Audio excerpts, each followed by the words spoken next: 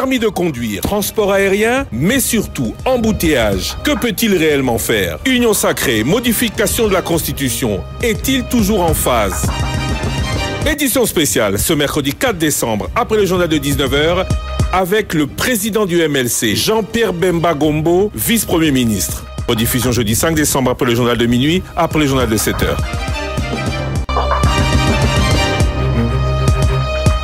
Chers auditeurs, chers téléspectateurs, bonsoir. Bienvenue à cette édition spéciale. Aujourd'hui, on parle particulièrement transport, qu'il soit aérien, ferroviaire, fluvial ou routier. On va parler notamment embouteillage. On parlera aussi de la gestion de la Respublica. Son parti a beaucoup été considéré quand il y a eu, après élection, mise en place et élection, de déséquilibrer dans la distribution des postes. Est-ce que le MLC est toujours en face? Que pense-t-il de l'Union sacrée? On va lui poser la question. Quid aussi de la révision de la Constitution? On en a entendu beaucoup, on n'en a pas entendu d'autres. Particulièrement lui. Est-il pour, oui ou non? Lui qui, en 2006, était de ces belligérants qui, certains l'ont dit, profiter de la nouvelle Constitution.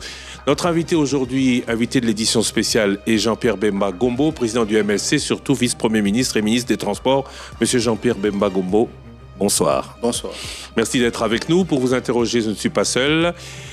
De la RTNC, on va être discrimination positive. Sandra Nyangui, bonsoir. Bonsoir Christian. De Géopolis Télévision, Willy Kalengai, bonsoir. Bonsoir Christian. Merci à vous deux de m'accompagner pour interroger monsieur Jean-Pierre Bemba. Alors on va commencer par l'aérien. Il y a eu Congo Airways, il y a aujourd'hui Air Congo. Hier c'était LAC. Rapidement, vous prenez, il faut le préciser, la tête de votre ministère il y a un peu moins de 6 mois. Quel est l'état des lieux du transport aérien en RDC? On a dit récemment, on en a beaucoup parlé récemment. Qu'en dire? Bon, le transport aérien est un transport qui est nécessaire dans un pays aussi grand que la RDC pour pouvoir relier l'ensemble des provinces et relier ce pays avec l'extérieur aussi. Mais lorsque nous prenons le ministère, nous n'avons pas d'avion, ni au niveau de Congo Airways. Et la première des mesures que le gouvernement prend, c'est de donner les moyens pour qu'on puisse relancer Congo Airways. Malheureusement, je dois dire là-dessus, oui, deux avions sont arrivés, mais malheureusement, les décisions du Conseil des ministres n'ont pas été totalement suivies par ceux qui devaient les exécuter. Et on devait plutôt avoir 5 avions aujourd'hui. Mais cela dit, certainement qu'au niveau du gouvernement, il va y avoir une nouvelle demande pour pouvoir exécuter ce qui avait été décidé. Willy Kalengai. Merci, monsieur le vice-premier ministre, d'être là avec nous, parce que nous sommes sur ce secteur de l'aviation. Alors, Air Congo est créé avec les Éthiopiens. Est-ce que le Congo ne peut pas avoir ses propres avions? Est-ce qu'un avion, ça coûte aussi cher que le Congo se soit aujourd'hui assis dans la location? On ne peut pas acheter de nouveaux avions? Ça coûte combien les avions pour que le pays, un si grand pays, puisse se contenter de ce que j'appelle moi de raccommodage? Alors, c'est parfois une phobie que les personnes se font. Il faut acheter des avions. Vous savez, dans le monde d'aujourd'hui, beaucoup de compagnies aériennes, et même des grandes compagnies aériennes, ne sont pas propriétaires des avions. Ils font ce qu'on appelle du lease purchase. C'est-à-dire c'est une location aux ventes. Vous louez, mais au terme d'un certain nombre d'années, vous devenez le propriétaire de l'avion. Aujourd'hui, dans le monde de l'aviation, dans les grandes compagnies, ce sont des compagnies d'assurance, ce sont des fonds d'investissement, ce sont des fonds de pension qui génèrent et qui ont beaucoup d'argent, qui investissent dans l'immobilier, qui investissent également dans des avions qu'ils font relouer par la suite, parce qu'ils doivent rémunérer aussi ceux qui prennent des participations dans leurs différents fonds. Air Congo est une réalité, c'est-à-dire que, je me souviens, c'est au retour, le lendemain du retour du dernier voyage que le président de la République a fait en Chine, qui m'a donné les instructions de pouvoir relancer, je veux dire, ce projet qu'il avait déjà avec mon prédécesseur, qui était le feu au Kendé, qui n'a jamais pu aboutir et qui a dit qu'il fallait mettre ça en route. Donc ça veut dire que 3 mois après, Air Congo aujourd'hui est une réalité. Son premier avion est arrivé, le deuxième doit arriver dans les jours qui viennent, et ça va faire là, c'est une série de plusieurs avions, 8 737, 2 787 Dreamliner en location.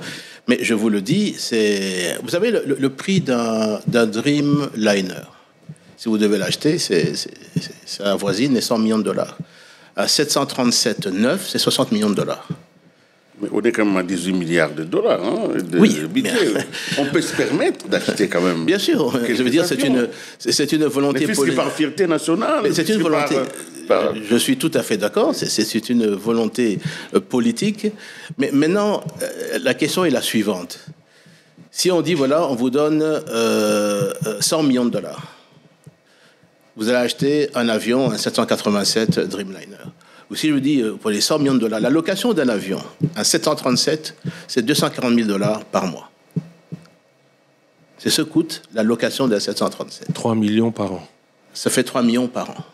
30 ans pour le... Voilà, donc, c'est le choix qu'il faut faire. Donc, si avec 100 millions, eh bien, nous pouvons avoir 400 avions. N'est-ce pas? Pour avoir 100 millions. C'est un choix qu'il faut faire, dans l'immédiat. Et lorsque nous atteindrons les 400 millions, à ce moment-là, vous allez générer suffisamment de revenus pour rentrer dans le programme de lease purchase. Sandra Nyangui, RTNC. Monsieur le vice-premier ministre, ministre du Transport et de la Communication, merci de nous associer au fait à cette prise de parole. Alors, je veux parler de ce partenariat.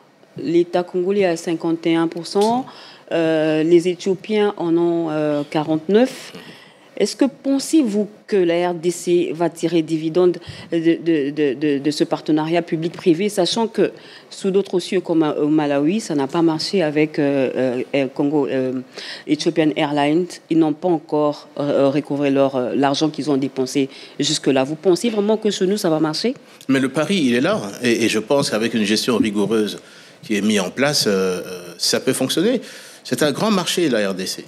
Vous le voyez, le nombre de compagnies qui est ici. Et le taux de remplissage est quand même atteint quand même les 80%. Je crois véritablement que le pari qui est mis là-dessus, on devrait arriver à 8 737 au-delà dans les 3-4 ans à venir et 2 Dreamliner pour faire les vols sur Bruxelles, Paris et Dubaï également, ce qui est prévu. Ainsi que les vols sur l'Afrique du Sud, sur la Tanzanie, sur l'Ouganda, sur le Gabon, sur l'Angola également. Donc c'est un pari, oui, je pense que c'est faisable. Et s'il faut parler du personnel à bord, ça sera... bon, nous savons tous que l'Éthiopie est déjà bien poussée sur le plan aéronautique. Est-ce que la République démocratique du Congo va sortir gagnant? Quand j'ai dit gagnant, je parle du personnel congolais. Comment est-ce qu'ils vont travailler? Parce qu'ils vont ramener tout. Alors je vous parle, des recrutements se font sur place. Déjà au niveau du personnel de cabine. Nous avons, avec Ethiopian, nous avons convenu de mettre en place ici un service technique poussé, lequel Boeing va certifier tous les entretiens, tel que ça se fait au niveau pour les connaisseurs, Ethiopian Airlines. Là-dessus, un service d'école de pilotage va également être mis en place. Donc ça va être un apport quand même au niveau de la République, ce partenariat avec Ethiopian. Mais il réussit au niveau du Togo avec Askai.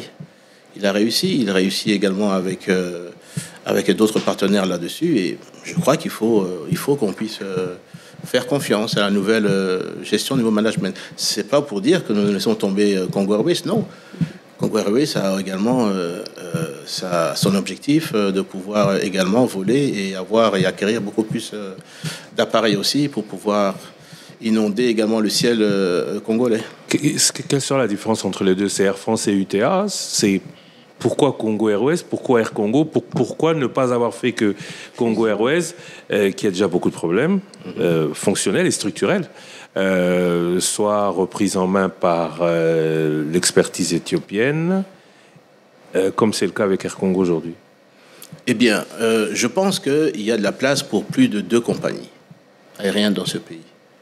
Je crois qu'on a plus de 53 destinations qui peuvent être et qui doivent être desservies. Et je ne pense pas que ça aurait pris beaucoup de temps d'une seule compagnie de le développer, de mettre toute l'infrastructure, même si vous avez le financement, mais de mettre toute l'infrastructure en place, que ce soit technique, que l'infrastructure au niveau du personnel navigant, du personnel de cabine, l'ouverture des escales également, tout le service qui permettrait de pouvoir assurer plus de 53 escales pour une seule compagnie, c'est beaucoup. Mais quand on voit les premières destinations d'Air Congo, ce sont les mêmes que Congo Airways. Parce qu'il y a une forte demande. Il y a des compagnies aujourd'hui qui font 2 fois les rotations sur les mêmes destinations. Congo Airways, Air Congo. Et qui laissent des passagers surtout. Mm-hmm. Congo Airways, c'est QC. Air Congo, c'est ET. Pourquoi? Immatriculation éthiopienne. Non, ça va être, Est-ce que ce n'est pas Air Congo la prolongation d'Ethiopian Airlines? J'étais d'ailleurs très surpris de voir ou d'apprendre que Air Congo va faire aussi l'international en concurrence avec Ethiopian. Eh bien, c'est pas le concurrent. En plus, c'est une compagnie congolaise, laquelle nous sommes majoritaires là-dessus. Nous avons un business plan qui a été approuvé, y compris par le gouvernement, et qui fait en sorte qu'elle doit se défendre, indépendamment, je veux dire, de Ethiopian. Donc, ce que je dis, c'est qu'au niveau de Air Congo, c'est un bébé qui est amené à grandir, à devenir une très grande compagnie aérienne, au même titre, je veux dire, que Congo Airways. Plus que Congo Airways, quand même. Et pourquoi plus que Parce qu'il y a plus d'avions. Ethiopian a plus d'avions. Mais aujourd'hui, ce sont les avions qui sont immatriculés en RDC. L'avion qui est arrivé, oui, Air Congo est arrivé. Oui, directement. Pas ET, hein? Ah non. Il est arrivé ET, mais à la minute qu'il est arrivé, dans l'heure l'immatriculation a changé. Alors, il faut des aéroports pour ça. Il faut la sécurité aérienne. Mais quand nous regardons aujourd'hui la RVA, elle n'est pas vraiment au top de sa forme. Ça fait 20 ans que l'on parle d'un aéroport mythique. Pourquoi on n'a pas un aéroport digne de ce nom? Pourquoi, quand nous arrivons dans ce pays, tous les pays voisins, tous les 9 pays voisins, ont quand même pu faire dans les 10 dernières années des aéroports dignes de leur prestige? Nous, pourquoi on ne parvient pas? Je me rappelle, en 2005, en 2006, on a parlé de cet aéroport. Quel est le dossier pour la construction de l'aéroport d'Ndjili? Alors, vous parlez de Ndjili, moi je vous parlais qu'on vient d'inaugurer, que le chef d'État vient d'inaugurer l'aéroport de Kisangani Bamboka. Et je peux vous dire, c'est un des plus beaux aéroports, je pense, aujourd'hui, ici de la République. Mais avec la piste qui a été refaite, le tarmac qui a été refait et l'aérogare qui a été faite. Alors que je vous parle, Kananga commence également les travaux sur un nouvel aérogare. La piste également va être refaite et le tarmac être refait. Mbujimai également est en train d'être refait. 300 mètres a été augmenté sur la piste de Mbujimai. Le travaux de l'aérogare également est en train à démarrer. Au niveau de Lubumbashi, je peux vous dire que d'ici le premier trimestre, le président de la République va poser la pierre d'une nouvelle aérogare et qui va amener aussi à de nouvelles pistes également que nous sommes en train de réflexionner alors nous parlons, mais également d'un nouveau tarmac là-dessus. Bukavu, Kavumu, les travaux avec une des sociétés qui a obtenu, avant que j'arrive d'ailleurs, là-dessus, a obtenu donc le contrat pour faire la réflexion de Kavumu, l'aérogare de Kavumu. Alors là-dessus, maintenant, vous me parlez effectivement de Ndjili. Je peux vous dire que d'ici le premier trimestre de l'année qui vient, les travaux doivent démarrer sur Ndjili. Avec Milvest. Avec quel contrat? Non, avec une société qui n'est pas Milvest, mais lequel le nom vous sera révélé. Mais au nom de l'aéroport d'Ndjili, il y a eu beaucoup de contrats. Non, mais je peux vous dire, c'est la volonté, mais vraiment des premières pierres posées. Le président de la République met un point d'honneur à ce que ça puisse démarrer. Et je veux dire que je suis vraiment derrière ce projet pour faire démarrer ce projet rapidement. Et j'ai déjà vu les maquettes de ce que sera le nouvel aéroport. Les maquettes, on les voit beaucoup, hein, monsieur. Celui-là, je pense qu'on n'a pas pu le voir. Ce sera la troisième. Hein.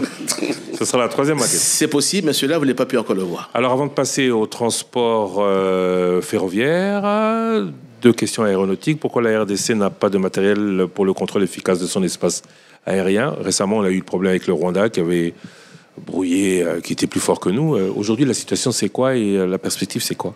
La perspective, maintenant, c'est qu'un appel d'offres va être lancé pour acquérir des radars pour couvrir l'ensemble du pays. là-dessus. Il y a 3 grandes sociétés qui se partagent, qui demandent à pouvoir concourir. Ce sont les grandes compagnies internationales. Ça, c'est une de priorités. Deuxièmement, avec une compagnie sud-africaine, il y a du matériel, notamment volant, qui va arriver pour pouvoir calibrer tous les équipements de navigation, les VOA, les ILS, pour pouvoir s'assurer qu'ils soient bien calibrés. C'est important pour répondre à la sécurité aérienne également et faire en sorte que le degré de sécurité se fait. Des sociétés sont en train aujourd'hui de parcourir les principaux aéroports internationaux pour pouvoir améliorer les aspects sécuritaires au niveau de nos aéroports. Donc ça également, c'est pris en charge. Donc tout ça est en train de se mettre en route. Du matériel est commandé pour le balisage également. Dans les mois qui viennent, plusieurs aéroports vont être balisés. C'est-à-dire les avions vont pouvoir atterrir également de nuit. C'est intéressant pour ne pas bloquer le trafic, que ce soit le fret, que ce soit également le passager. Mais dans les trafics illégaux des minéraux, il existe plusieurs pistes aujourd'hui que l'ARVA ne contrôle plus. Les avions viennent de l'étranger, atterrissent sur des pistes, prennent des minéraux et repartent. Est-ce que nous avons la capacité de contrôler cela? Est-ce que l'ARVA ou le pays a des moyens de surveillance aérienne à ces niveaux-là? Ce pays est vaste. J'en parle avec mon collègue de l'Intérieur, le vice-premier ministre, parce que c'est à travers, ces services qu'on peut arriver à détecter quelles sont les pistes qui sont clandestines, qui sont ouvertes. Là-dessus, il y en a une dernièrement qui a été découverte, comme vous le savez. Et sur cette question-là, nous devons être très vigilants, effectivement. Et c'est vrai, il y a des avions qui sont clandestins et qui atterrissent, des petits avions généralement, qui atterrissent sur des pistes. Mais lorsque nous sommes informés, nous bloquons ces pistes. Ça, c'est pour le transport aérien. Alors, transport ferroviaire, oui. Direction Matadi. Oui. Mwenedi tout vers le Katanga. Oui. On parle aussi de l'Obito. Oui. Parce qu'on est incapable, nous, d'amener notre matière première de l'extraction à l'exportation. Je peux vous dire en tout cas que la liaison ferroviaire entre Kinshasa et Matadi est ouverte.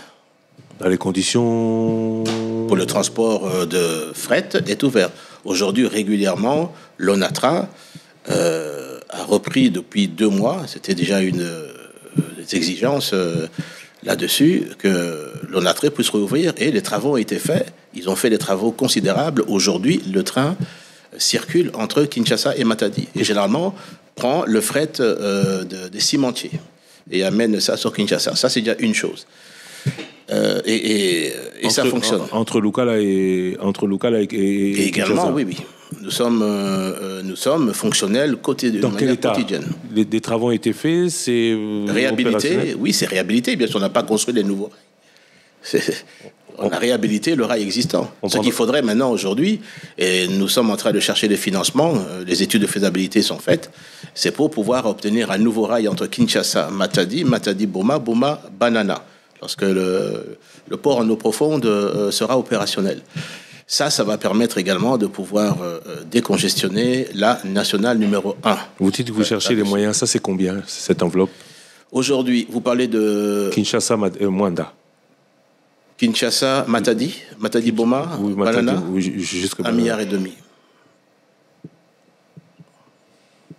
Vous parlez de trafic ferroviaire urbain américain. Le train à $1 milliard américains. S'il faut parler de train urbain, nous savons en son temps que le train urbain facilitait quand même désengorger les embouteillages. Je suis content que vous me posiez la question. Mais là, c'est dans un état de délabrement très avancé parce que moi, vous savez ce que nous sommes en train de sur faire place pour voir. Est-ce que vous savez ce que nous sommes en train de faire? L'ONATRA. Le train urbain, c'est même pas... L'ONATRA est en train... disparition. Il n'y a pas, en fait. Il y a des maisons sur les rails. Sur le rail. Eh bien, messieurs les journalistes, vous êtes sous-informés.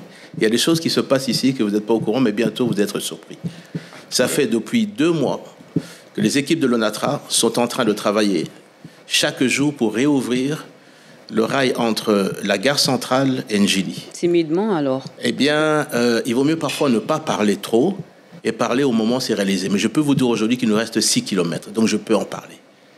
Les plus durs peut-être, notamment au niveau de Pacajuma ou au niveau du pont de Djili. Là, ça a été fort détruit, mais les travaux sont en train de se faire Même là-dessus. Mais après le pont, les choses vont aller beaucoup plus rapidement.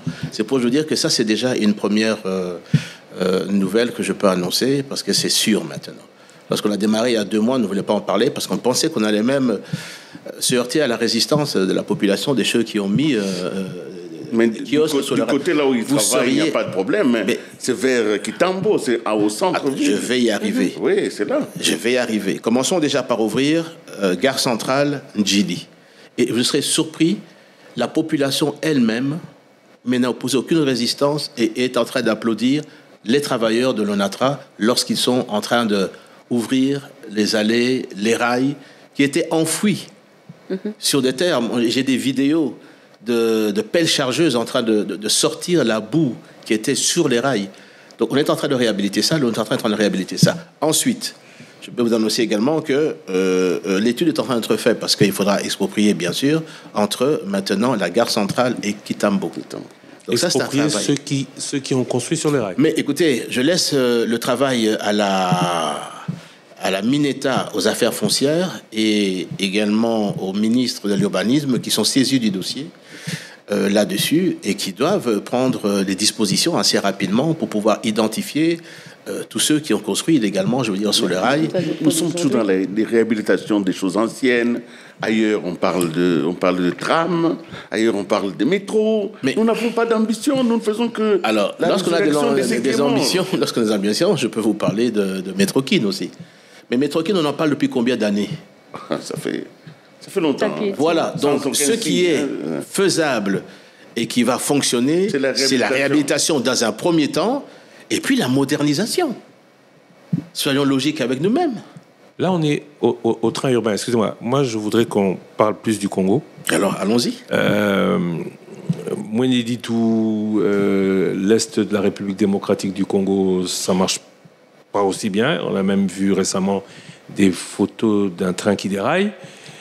Et Lobito, le président, aujourd'hui est en Angola. Une proposition américaine avec les Angolais pour l'exploitation des minerais de la République démocratique du Congo, qui passerait par l'Angola, et ce serait donc l'Angola qui profiterait du service de ce train, plutôt que par le Congo, où l'on pourrait créer de nouvelles richesses. Pourquoi Lobito? Pourquoi pas Kolwezi, Mbujimaï, Kikwit, Kinshasa? Oui, je n'ai pas de problème. Mais vous savez que le rail existe jusqu'à Dilolo. Mais alors, pourquoi ne pas le réhabiliter? Pourquoi Lobito? Mais pourquoi Lobito? Parce qu'on arrive à Dilolo. Les Angolais ont, eux, ouvert de Lobito jusqu'à notre frontière. Maintenant, le rail qui existait déjà, parce qu'il y a eu la guerre en Angola, il est là, il faut le réhabiliter. Et c'est ce que nous sommes en train de faire. L'initiative des Américains, pas simplement des Américains, mais également des Européens, sur ce rail est très important. C'est pour ça, d'ailleurs, un des sujets pour lesquels le président de la République va se rendre, c'est de pouvoir convenir avec les Américains, les Européens, l'Angola, la Zambie et la RDC, qui vont, sur lequel donc le territoire, le rail va passer. Nous sommes, nous, au niveau de ce rail très avancé, c'est-à-dire que nous avons déjà une pré-étude de faisabilité que nous sommes en train de réactualiser là-dessus. Pré-étude. Nous sommes en train de réactualiser pour en faire une étude de faisabilité. Là où les Angolais ont déjà terminé le travail, nous sommes à la pré-étude. Non, mais vous savez que ça fait, comme vous avez dit vous-même, ça fait 5 mois que je suis au transport. Mais ces rails-là... Donc, dès que ça sera terminé, avec l'appui, bien sûr, de tous ces États qui souhaitent absolument voir cette possibilité d'évacuation, effectivement, de minerai vers l'Atlantique, je crois que c'est un plus, parce qu'au-delà du rail lui-même qui va se faire, il y a toute une économie qui se crée tout autour de ça. À l'étranger. C'est pas à nous. Même localement, au niveau de l'agriculture, qui va se créer, au niveau des services, au niveau, je veux dire, des télécommunications. Les fibres vont passer, je veux dire, tout le long. Donc, il y a toute une économie, des stations, qui vont se créer tout autour de ça. Donc, nous allons profiter également. et permettre également à tous les miniers de pouvoir avoir d'autres débouchés qu'au niveau de l'Afrique du Sud, qu'au niveau de la Tanzanie. D'ailleurs, la présidente tanzanienne est invitée également aujourd'hui au niveau de ce grand sommet. Monsieur le vice-premier ministre, la stratégie du rail passant par l'Obito est perçue par une opinion comme une forme de renoncement à notre propre souveraineté. Parce que il y a quelques années, pour pouvoir consolider la force du Zaïre de l'époque, le maréchal Mobutu avait décidé que ne sortiront du pays les minéraux que par un port congolais, zaïrois à l'époque. Donc c'est comme ça qu'on a commencé par le Katanga et ça sortait par le train jusqu'à Matadi. Alors aujourd'hui, en acceptant que l'Obito soit privilégié par rapport à Matadi, on renonce à notre souveraineté, on a pratiquement renoncé à notre propre puissance. Non, mais absolument pas. Des études de faisabilité existent également là-dessus. Pourquoi ne pas avoir réhabilité Matadi? Vous savez le coût. Pourquoi? Non. Parce que vous êtes dans la réhabilitation. Hein, bon, on pouvait quand même réhabiliter. Mais Matadi est réhabilité. Kinshasa, Matadi est réhabilité. Pour les minéraux, parce qu'il s'agit ici des minéraux. Oui. Pour les minéraux, ça prenait la même route et ça allait jusqu'à Matadi. Non, je connais, je sais. Et même le temps que ça prenait était inférieur à celui de l'Obito. C'est on le calcul. En tout cas de l'époque. Pourquoi avoir choisi de faire plaisir aux Américains? Ils nous ont fait pression, ils nous font chanter. Non. Y a-t-il quelque chose que vous ne nous dites pas? Le rail existe. Vous voulez qu'on le laisse pourrir? Non. D'accord. Donc réhabilitons ce rail qui est là. Et celui-ci à Mondofré, est-ce que vous savez que si nous devons mettre le rail maintenant entre Mouninditou et Kinshasa, parce qu'il ne faut pas oublier, c'est pas simplement mettre des rails, c'est mettre également des ponts tout le long des rivières et des longs ponts. C'est ça le travail du gouvernement. C'est ça le développement. Je suis tout à fait d'accord avec vous. Mais le pragmatisme, est-ce que vous savez le coût de cette opération? Vous l'avez évalué? 4 milliards et demi, bien sûr, on a évalué. On a même une étude de faisabilité, 4 milliards et demi de dollars. Pour réhabiliter la voie nationale. Pour créer cette voie là-dessus. Elle existe parce qu'on passait par rail, elle n'existe pas. Le rail arrivait à un niveau, on prenait le bateau. Après ça, vous prenez le bateau et ça prenait là-dessus. Vous me parlez maintenant, je veux dire, d'ambition. Alors, vous parlez des bateaux également, là-dessus, n'est-ce pas? Alors, ce que je dis, l'investissement aujourd'hui, entre Kolwezi et Dilolo, 436 km, si mes souvenirs sont bons, avoisine 650 millions de dollars à 700 millions de dollars, disons. Commençons par ces 700 millions de dollars. Permettons à ce qu'on évacue sur notre terrain, sur notre territoire. On va créer des emplois aussi là-dessus. Et ensuite... Mais ce ne serait vraiment pas comparable à l'autre versant. Parce que à partir de Kolwezi jusqu'à Dilolo et allant en Angola, c'est l'économie angolaise qui va en profiter. Et d'ailleurs, ce sont les compagnies minières multinationales qui sont installées dans l'interland katangais qui prennent et qui vont avec. Mais expliquez-moi. Alors, dans l'autre sens, ils vont, le trajet entre Dilolo et Lobito, je parle de mémoire, doit avoisiner... C'est plus de 1000 km. Non. Ça n'avoisine pas 1000 km. Ça avoisine 350 km. De Dilolo à Lobito. Et chez les 400, oui. Les 400, ça fait 700-800 km. Voilà. Alors, la différence n'est pas très grande. Mais vous pouvez dire également, les Anglais diront aussi que nous en profitons. Au moins pour le Congo, tout le long de ce rail, tout le long de cette voie-là, des économies s'étaient créées, des villages vivaient. Je viens de vous le dire. Je viens de le dire. Moi, je me suis mal exprimé. Que ce rail-là va faire profiter tout le long de ce rail. Une nouvelle économie va naître. Que ce soit au niveau de l'agriculture, au niveau des PME, va également s'établir. Au niveau des télécommunications. C'est par la route, hein, mais selon Google, c'est 1612 km par la route. Par la route. Par la route. D'accord. Transport fluvial. Le fleuve est une autoroute naturelle. On a vu à Abidjan qu'ils ont résolu, on va arriver sur les embouteillages congolais quinois. À Abidjan, ils ont résolu beaucoup de leurs problèmes d'embouteillage par la lagune. Qu'est-ce qu'on attend, nous, pour utiliser plus le fleuve, pour tous nos transports multimodaux, pour tous nos besoins de transport? Parce que, apparemment, par par l'aérien, par le ferroviaire et par la route. Il y a beaucoup de problèmes. Dilolo, Kolwezi, 436 km. Kolwezi de Moubachi, 329 km. Ok. Ah, ça c'est le côté, oui. Moi je parlais de Dilolo jusqu'à Lobito. De Dilolo jusqu'à Lobito. 1600. Oui. Les deux voies sont pratiquement la même chose. Hein, mais à la différence que celle-là, elle est au Congo. Voilà. Le fleuve. Oui. Le fleuve. Alors je vous parle, on est en train de construire 4 bateaux parce qu'on veut relancer sur le fleuve le transport de passagers là-dessus. Et vous êtes, parce que je suis ces travaux qui étaient initiés à la demande du président de la République, je vois les travaux, je vois les coques en train de se faire construire. D'ici février, 4 nouveaux bateaux vont sortir pour le trajet, qui va aller jusqu'à Kisangani, qui vont passer également par la rivière Kassai et qui vont aller au-delà de ça. L'objectif, c'est d'arriver à une centaine de bateaux. Ces bateaux coûtent $250,000 là-dessus. Ça va transporter entre 180 et 200 personnes, d'autres bateaux jusqu'à 350 personnes. Ça, c'est en construction. Deuxièmement, il y a un travail important qui doit se faire également, c'est le dragage du fleuve. Et le balisage. Et le balisage là-dessus. Ça va de pair. Et ça également, nous sommes en train de lancer les appels d'offres pour l'acquisition de dragues là-dessus et de sociétés également qui vont faire le balisage. On réveille la CVM. La CVM, elle n'est pas morte, hein. Elle est là. Mais là, sur le fleuve, c'est l'RVF. RVF, oui. La CVM, c'est sur le bief entre Matadi, Boma, jusqu'à...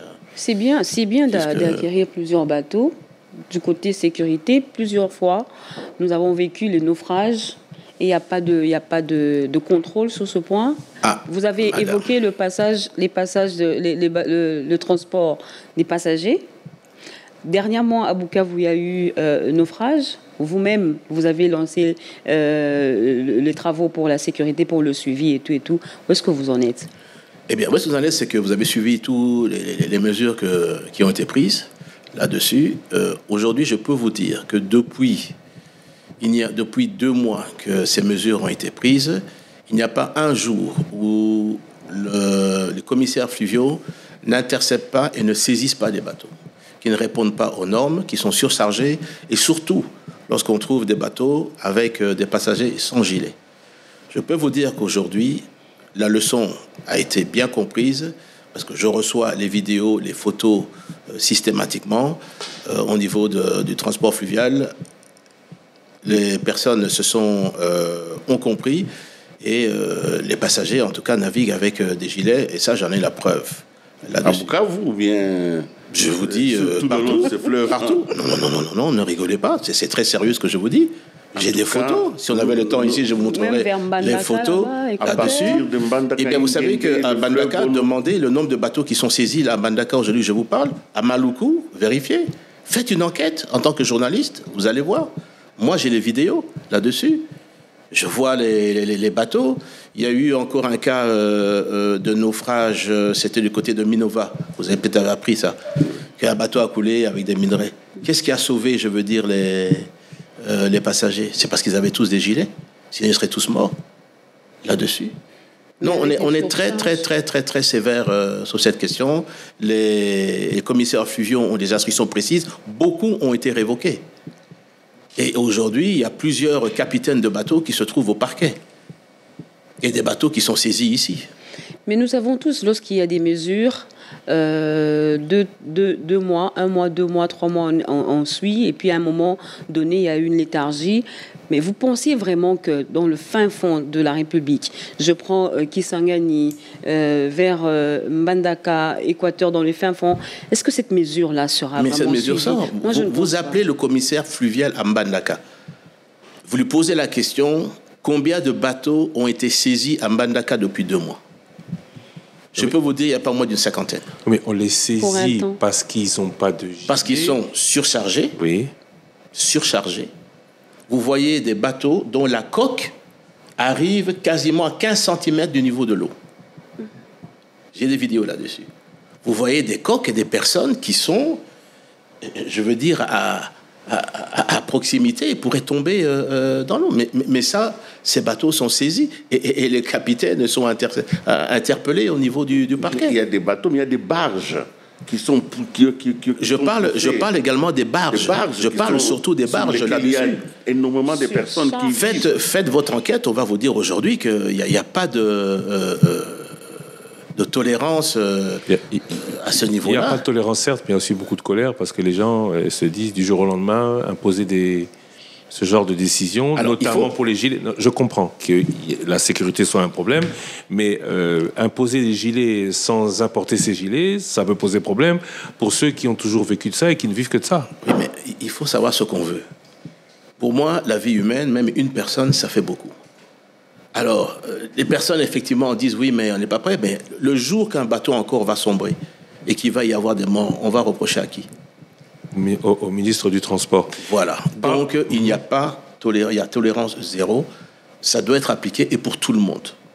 Mais vraiment pour tout le monde. Mais le ministère des Transports s'organise pour qu'il y ait plus de gilets, pour qu'il y ait plus de mise à niveau de toutes ces barges, de tous ces bateaux. Ils doivent avoir des assurances, le contrôle de ces embarcations techniquement doivent avoir lieu, les surcharges également sont interdites et le port du gilet est vraiment primordial là-dessus. Parlons de la route, le permis de conduire, enfin. Alors, c'est quoi ? C'est le privé qui œuvre pour l'État, c'est un véritable permis de conduire. Et première question, je commence là. Pour avoir le permis, il faut passer l'examen. Oui. Vous l'avez passé, vous ? Oui, je l'ai passé. Vous avez passé quel examen ? Ça s'est passé comment ? Parce qu'on voit le vice-premier ministre recevoir son permis, oui, mais on ne le voit pas prendre des cours. Mais attendez, ou passer l'examen. Est-ce que vous savez quel âge j'ai commencé à conduire, j'avais 18 ans. Comme beaucoup d'automobilistes aujourd'hui. Oui, et pour vous dire, j'ai passé mon permis d'abord en Belgique. Oui, d'accord, mais aujourd'hui, là, pour avoir le permis congolais, vous avez passé le permis ? Alors, je vais vous expliquer. Là-dessus, j'ai passé le permis et il y avait, je crois, 15 caméras là, en face, lorsque je passais le permis. J'étais devant la tablette et je répondais aux 20 questions. À choix multiples. Ah. Et j'ai eu 18 sur 20. Parce que, d'ailleurs, il y a une caméra qui est venue et qui a... c'est limite. Hein. Normalement, c'est... Oui. Il faut 60%, il faut 12%. Oui, il faut 12. Là-dessus. Et une caméra est venue, elle peut témoigner.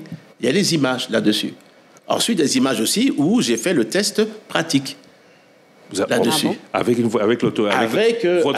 examinateur, et vous savez que dans tous ces véhicules, il y a une caméra qui est mise pour justement qu'on évite qu'il puisse y avoir de la complaisance. Okay. Donc il y a des images qui existent où j'ai passé, je veux dire, le permis et également le test pratique. Ça va tenir, ça. Regardez le nombre de demandes. Mais vous savez, j'ai comme l'impression que le nombre de demandes. Surtout le nombre de voitures, le nombre d'examinateurs. C'est l'expérience vécue, au fait, qui nous font... Oui, mais je peux vous dire, aujourd'hui, nous avons un permis qui est biométrique, avec puce là-dessus. Et je sais qu'aujourd'hui et que demain, il y a toute une série de permis qui vont sortir. C'est-à-dire des cartes qui vont être remises à des personnes qui ont passé leur permis hier, avant-hier. Combien d'examinateurs avez-vous mis dans le... Là-dessus, à un seul endroit. Ça se passe à un seul endroit. S'il vous plaît, monsieur Willy. Ça a été lancé le 25 novembre. On a pris quand même le soin de vérifier que tout le système se passe bien. Et je peux vous dire que tout le système se passe bien. C'est-à-dire, vous prenez votre formulaire pour passer le permis auprès d'une banque, ici de la place. Vous payez là-dessus pour avoir le formulaire. Vous allez ensuite dans un centre, notamment pour l'instant, il y a le centre de l'eau. Mais nous avons le centre également qui va s'ouvrir là, d'ici la semaine prochaine au niveau de l'État. Il y a 2 autres centres qui sont déjà constitués, oui, qui sont là. Déjà, ici à Kinshasa, nous allons étendre ça. Ils existent, ils vont être ouverts. Et à l'intérieur du pays, il y a plusieurs villes qui sont déjà prêtes, c'est-à-dire Matadi, Lubumbashi, Goma, Kisangani, et alors, et également, enfin, je peux les citer également, c'est tous les provinces d'abord, les chefs-lieux vont avoir leur centre. Nous sommes en contact avec les gouverneurs qui nous ont trouvé, je vois, des installations pour mettre tous les équipements qui existent déjà. Donc, c'est très simple. Vous y allez, vous êtes devant une tablette, vous vous inscrivez, vous mettez vos empreintes digitales, on vous fait la photo, vous allez devant une tablette, sur une table, et vous avez une dizaine de minutes maximum, 7 minutes, je crois, pour faire répondre aux 20 questions. À part le côté financier que ça va rapporter, parce que c'est de l'argent, quel est l'objectif que vous poursuivez en mettant en circulation le nouveau permis? Mais est-ce que vous imaginez qu'on n'a pas de permis de conduire dans notre pays depuis 2017? Est-ce que vous trouvez ça normal? Est-ce que vous savez que, et peut-être vous voyagez beaucoup, lorsque vous allez louer une voiture, que vous présentez le permis congolais, on vous dit que non, ce n'est pas valable. Il est expiré. Il est expiré. Et rien que pour cela. Et ici, le permis de conduire, c'est pour arriver que les usagers de la route, nous parlions tous le même langage. Ouais. Et ce qui n'est pas souvent le cas, puisque il n'y avait pas, je veux dire, de code, il n'y avait pas de passation, je veux dire, du permis, de questionnaire, 820 questions qu'il y a, à choix multiples. Mais il faut aller sur le site de la CONADEP.cd et vous pouvez vous entraîner à pouvoir lire ces questions et à pouvoir obtenir des réponses sur ces questions. C'est une manière de commencer à former, je veux dire, les usagers de la route, oui. à être conscients que sur une route, c'est pas la jungle où vous pouvez circuler comme vous voulez. Non, il y a des règles. Et ces règles-là sont là. Je sais, par exemple, une des sociétés me disait aujourd'hui de transport de poids lourds que sur 10 chauffeurs de poids lourds de cette société, 9 ont raté le permis. Je leur dis, vous avez entre 6 et 1 an pour pouvoir vous mettre en règle, parce qu'à un moment donné, on va, au niveau du gouvernement, décider de l'obligation. De l'obligation. C'est grave, hein, du port de permis. 90%. Alors, moi, ma question. Dans une société, hein. Oui, non, on est d'accord, on est d'accord. Mais on sait comment ça a marché. Parce que lors du précédent permis, en 2012, 2010, j'ai passé le permis aussi. D'accord. J'ai passé l'épreuve théorique et j'ai passé l'épreuve. J'avais le permis, vous savez. J'ai passé le théorique et j'ai passé la pratique. Mais c'était la théorique sur leur ordinateur, je ne sais pas s'il y en a combien. Et la pratique, c'est sur mon véhicule. Est-ce qu'il y aura assez pour... Dans combien de temps ce sera obligatoire? Dans combien de temps il y aura le contrôle? Il faudra dans 10 ans, dans 20 ans, le temps que tout le monde... Le temps de prendre tout le monde. Avant l'année, ça va se multiplier très rapidement. Je pense que le test depuis le 25 novembre est bon là-dessus. Et toutes les questions qu'on a pu tester techniquement est bon. Et je vous dirais que... comment ça se passe? Vous passez votre permis théorique. Vous le réussissez. La machine directement à la base de données enregistre qu'effectivement, Monsieur X a réussi son théorique. Ensuite, vous passez le pratique, pas avec votre véhicule, avec le véhicule de la CONADEP, avec la société privée Autojuste. Non, pas votre véhicule. Votre véhicule, vous le laissez à l'extérieur. Et tous ces véhicules sont équipés de caméras pour justement vérifier en direct, au niveau des salles, que ce test passe normalement. Et vous avez un examinateur qui a une tablette aussi, qui vous fait faire une dizaine d'exercices et qui note avec sa tablette réussi, échoué, réussi, échoué, réussi, échoué. Dès que vous arrivez à la fin, le résultat directement va au niveau de la base de données. Et si les deux, et le théorique et le pratique, vous obtenez, vous réussissez, la machine directement enclenche l'impression du permis. Combien d'inspecteurs au total? Moi, je pense plutôt...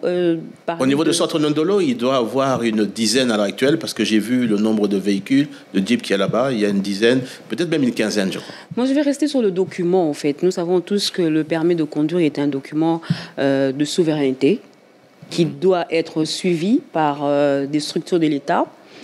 Par exemple, imprimé par l'Hôtel de Monnaie ou le Sénapi, le gouvernement a déjà injecté beaucoup de fonds. Pourquoi donner ça à un privé? Parce que notre souveraineté est mise à mal, je peux le dire ainsi. Est-ce que nous allons suivre? Parce que nous sommes déjà un pays qui peut être facilement infiltré. Vous avez pris des précautions dans ce sens? Alors, je vais vous dire une chose, c'est que au niveau de la CONADEP et au niveau de chaque centre, le ministère de l'Intérieur a ses agents. L'ONIP a ses agents. Le ministère de la Justice a ses agents. Bien sûr, le ministère de Transport aussi a ses agents. il faut savoir, il faut qu'on dise au public que le permis de conduire ne fait pas office de carte d'identité. Ça, c'est clair, il y a un arrêté a été signé à ce sujet. Donc, c'est uniquement le permis de conduire. Ça n'a rien à voir, vous ne pouvez pas vous présenter. Tout le monde peut en avoir, congolais ou étranger, tout le monde peut en avoir. Oui, mais vous vous inscrivez et vous dites votre nationalité, là-dessus, il y a la date de naissance, votre nom, là-dessus, votre adresse, etc. Il n'y a pas de problème. Mais ça ne fait pas faire office de carte d'identité. Vous ne pouvez pas aller dans une banque et dire, voilà, je vais ouvrir un compte avec ça. Ce n'est pas une carte d'identité, c'est simplement un document qui dit que oui, vous pouvez conduire sur la chaussée, ici, sur les chaussées, ici, au niveau de la RDC. Et certainement, au niveau de l'étranger aussi, ce permis va être reconnu et vous pourrez également le présenter. Et il est sécurisé. Très sécurisé. Extrêmement sécurisé. Imprimé par? Elle est imprimée par une imprimante, une imprimerie dont je ne vous donnerai pas le nom, là-dessus, à l'étranger. Vous avez pris les précautions pour que le sport national, la corruption ne puisse pas... Eh bien, bien sûr, on a pris beaucoup de temps là-dessus, parce qu'il n'y a pas moyen de sortir le permis si vous ne passez pas devant une tablette pour répondre à des questions. Alors les gens disent que voilà... il faut leur laisser un peu de temps. Là, ils sont au début. Bon, ils vont se fatiguer. Et nous reprendrons le contrôle. Ouais. Nous reprendrons le contrôle. Qui nous qui mais eux, qui ont toujours vendu les permis. Mais eux, c'est qui? C'est les faux permis qui sont vendus dans. Je vais vous dire, hein, il y a 22 signes de sécurité dans ce permis. 22. C'est pas un permis qui est imprimé sur le papier. Il est imprimé au laser. Donc il n'y aura pas moyen de falsifier ou d'obtenir. Attention, la falsification, c'est une chose. Il y a pire. C'est l'obtention du permis des services sans avoir passé l'examen. Le permis, pour qu'il soit, vous ayez votre photo sur le permis, vous devez déposer vos empreintes sur un équipement traditionnel que vous connaissez, et également devant une caméra, on vous fait une photo, avec l'iris aussi. Biométrique, donc. Là-dessus. Et c'est ça qui est enregistré au niveau de la base de données. Ensuite, vous avez un formulaire. Vous inscrivez toutes les informations là-dessus. Et ce formulaire-là, il est scanné. Et il est relié à votre photo, à vos empreintes digitales. C'est ça. Alors, comment quelqu'un pourrait arriver à dire « je vais sortir là-dedans » Il faut qu'il ait... Il faut qu'il ait une complicité interne ou un membre du ministère, mais qu'il a réussi le théorique et le pratique. On le voit déjà. Non. Alors, ça veut dire quoi? Comment vous allez mettre sa photo sur la carte lui va si lui-même n'est pas là? Bon, oui. Il devra peut-être se déplacer, mais si... La machine, elle imprime lorsqu'elle reçoit l'input du test théorique qui est sur une tablette. Députés, sénateurs, ministres, tout le monde passe par ce test-là. Mais ils vont passer par le test. Personne ne va dire, bon... Et y compris les ministres vont passer là-dessus. Et prochainement, la première ministre a demandé qu'elle puisse faire un saut au niveau du centre avec les ministres. Prochainement. Le problème de faux documents, en fait, c'est une réalité. C'est pourquoi je pense que Willy insiste. C'est pour ça qu'on a pris beaucoup de précautions. Alors, je me vois, je donne mon exemple. Par exemple, si j'ai un faux permis, je suis sur la route, des agents de sécurité, comment est-ce qu'ils peuvent savoir que j'ai le faux? Ils auront quel outil? Mais vous parlez de quel faux? C'est-à-dire le permis qui est sorti maintenant? Oui. Le permis qui est sorti maintenant? Non. Là, c'est le vrai. Là, c'est le vrai. Le vrai. Ce qui est sorti maintenant, c'est le vrai. J'insiste justement sur le cas de Willy. Mais alors, il serait comment le faux? Quand il dit que le sport national, il parle de faux, parce que dans quelques années, il y aura le faux. Et vous savez que nous serons sur la chaussée, la police va être dotée de boîtiers qui sont déjà là, et lequel va permettre de pouvoir introduire la carte. Ouais. Les informations, ils vont le lire et pourront directement le voir. Et il y a des tests que seule la police connaît, qu'elle pourra directement identifier avec un équipement qu'elle va avoir, très simple. Elle pourra toucher et directement voir si ce permis est vrai ou faux. Je vous dis, il y a 22 signes de sécurité dans ce permis. D'accord. Ce permis de conduire, c'est une solution pour lutter contre les embouteillages? On limite le nombre de personnes qui circulent en voiture ou vous avez d'autres solutions pour lutter contre les embouteillages? Alors, les embouteillages, c'est bien qu'on en parle parce que en ce moment, c'est un peu la psychose. Mais c'est comme si aujourd'hui, parce que le gouvernement, à travers le ministère des Transports, a eu des instructions pour pouvoir prendre des mesures, pour pouvoir trouver des solutions pour rendre le trafic beaucoup plus fluide, qu'on oublie d'où on vient là-dessus. Je vais vous dire que les embouteillages, la réussite des embouteillages repose sur, pour moi, 4 piliers. Ce n'est pas simplement une affaire, je veux dire, du ministère des Transports. C'est d'abord, le travail de régulation qui se fait au niveau de la police, y compris la police de roulage, là-dessus. Permettre la fluidité dans les carrefours, permettre, je veux dire, le passage afin de diminuer, je veux dire, les embouteillages, premièrement. Deuxièmement, au niveau des embouteillages, ce sont les infrastructures. Aujourd'hui, je peux vous dire que autour du boulevard, il y a 19 avenues. 19 avenues qui sont impraticables. Et surtout lorsqu'il pleut, parce que vous ne voyez pas les trous lorsque vous êtes sur les flaques là-dessus, les gens ne préfèrent ne pas le prendre. Le chef de l'État donne des instructions encore la semaine passée là-dessus, directement au Minéta, aux infrastructures. Il y a 19 avenues qui ont été sélectionnées, qui ont vraiment des sérieux problèmes et qui font que les personnes, au lieu de prendre les artères là-dessus, à côté, Bokassa, Ouangeta, Tombalbaye, Kassaye, Tombalbaye, Willory, tout ça sont défoncés au UA2. Oui. Là-dessus, tout est défoncé. Le chef de l'État donne des instructions claires et les travaux vont commencer à partir de demain. J'étais encore avec le Minéta aux infrastructures. Ils ont eu des réunions avec les différentes sociétés là-dessus. Les travaux vont commencer demain et ça va se faire jour et nuit. Ce sont les instructions du chef de l'État. À partir du moment où ces travaux vont se terminer, je pense dans une quinzaine de jours, peut-être maximum un mois là-dessus, vous allez voir une plus grande fluidité encore au niveau du trafic.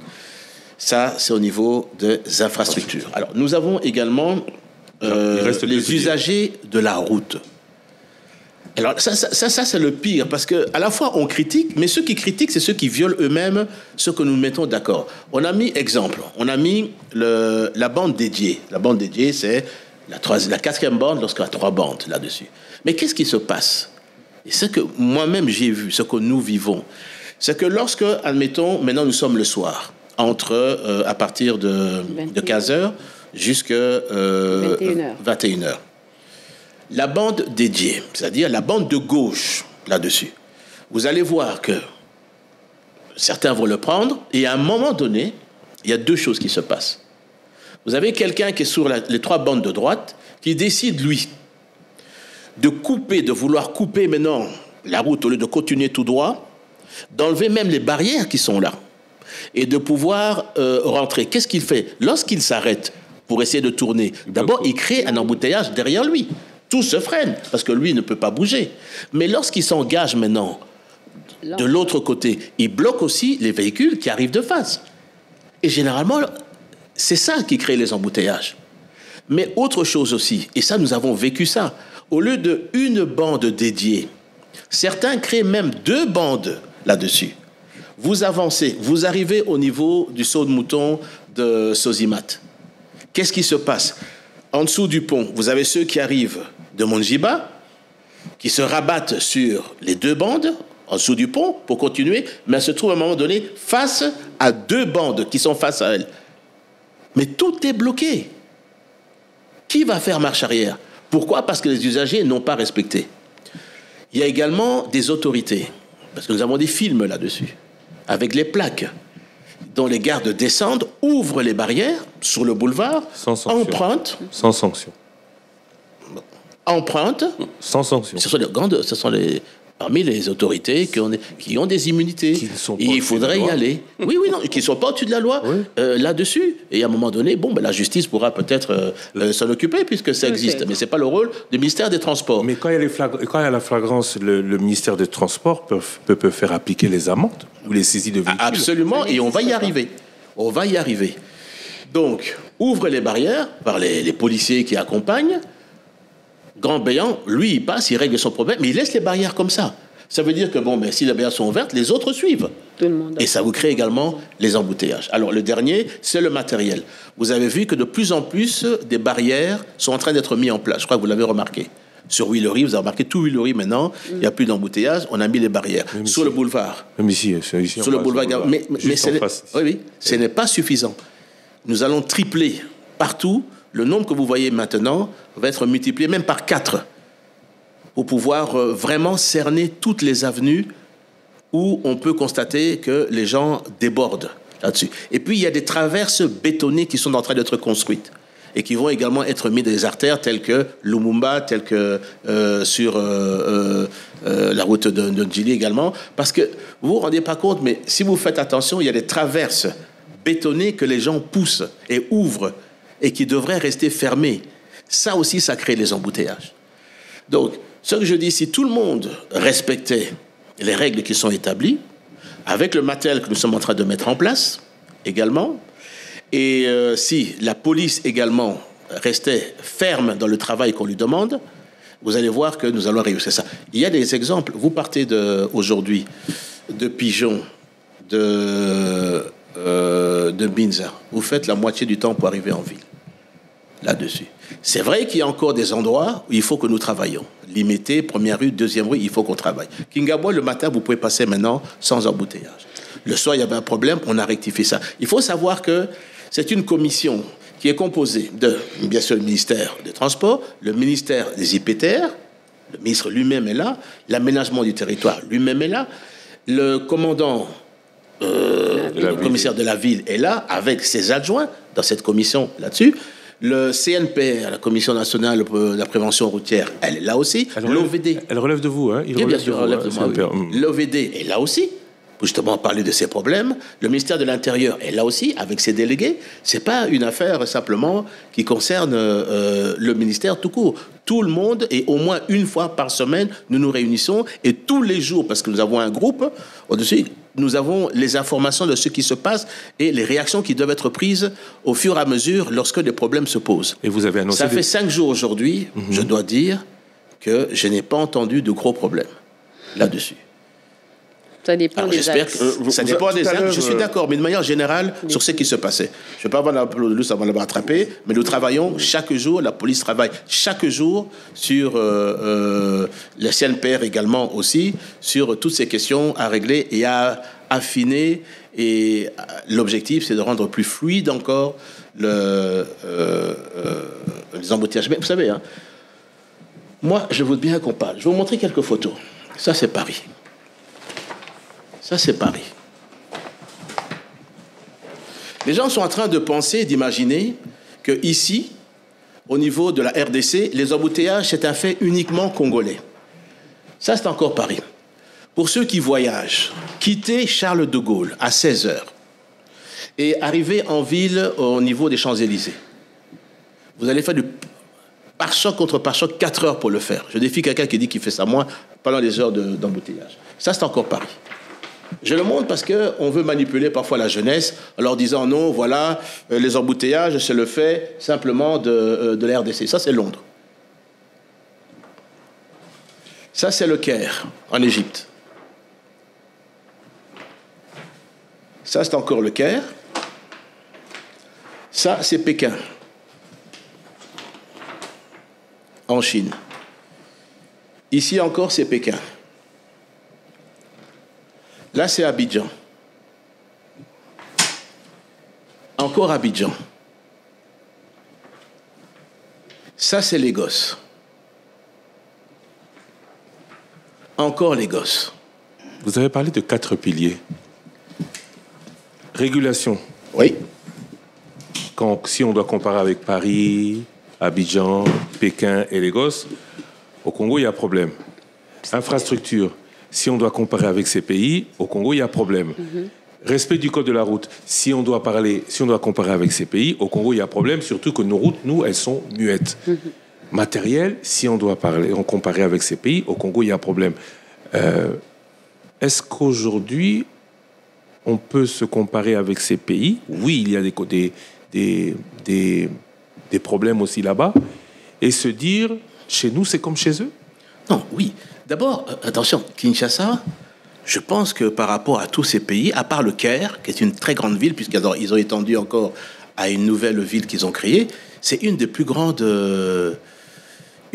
capitales, je veux dire, au niveau de l'Afrique. Je dis à part le Caire, là-dessus. Il y a plus de 20 millions d'habitants. Vous avez des ménages aujourd'hui qui ont 2-3 voitures, de plus en plus, là-dessus. Je comparais il y a 10 ans. Là-dessus. On doit s'adapter à ça. C'est vrai qu'il y a des problèmes d'infrastructure. Il y a au niveau de routes qu'il faut réparer. Je ne pense pas qu'on est les seuls. J'ai vu aussi à Bruxelles, à Paris, sur les autoroutes, on fait également des travaux. C'est vrai que là, il y a des travaux que nous devons absolument faire. Et c'est en cours, ça va démarrer demain. On doit s'adapter ou on doit repenser la circulation? Donc, vous, c'est le ministère du Transport. Dans d'autres pays, il y a le ministère de la Mobilité. Est-ce qu'on ne doit pas se dire, depuis trop longtemps, on n'a pas pensé à ce qui se passe chez nous.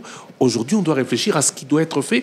Vous n'êtes pas passé vous n'avez pas fait ce saut qualitatif? Non, mais qu'est-ce que je fais là maintenant? En fait, c'est parce qu'on dirait qu'on est en train de réveiller les personnes. Soudain, maintenant, tout le monde parle d'embouteillage. Mais c'est parce qu'on s'est attaqué, je veux dire, à un problème. Et que tout le monde maintenant crie, tiens, embouteillage. Mais il n'y avait pas d'embouteillage avant? Vous vous souvenez? Moi, j'ai entendu des personnes qui disaient, j'ai quitté Binza, j'ai mis 3 heures pour arriver en ville. Moi, j'ai entendu des personnes qui me disent, j'ai quitté la ville, j'ai mis 5 heures pour arriver à l'aéroport. Vous oubliez ça? C'est ce qu'on a vécu ici. Tout à l'heure, vous avez dit que le chef de l'État a donné l'ordre que les travaux commencent, et vous avez même dit que ça commencera demain. Vous savez que dans cette ville ici, des ordres comme ça ont été donnés. Nous avons connu l'opération Zéro Trou, oui, c'est vrai. L'opération Tilé-Gelou, l'opération Coup de Poing, et toutes ces routes sont toujours défoncées, malgré que l'on dit que des millions ont été dépensés. Aujourd'hui, il ne suffit pas simplement de vouloir une chose, encore faut-il qu'elle puisse se faire. Alors, dans la réhabilitation des routes à Kinshasa, est-ce que vous serez associé? Vous donnez simplement les besoins. C'est le ministère des Infrastructures qui va faire cela. Oui. Alors, vous savez que ce ministère a eu beaucoup de problèmes avec les députés.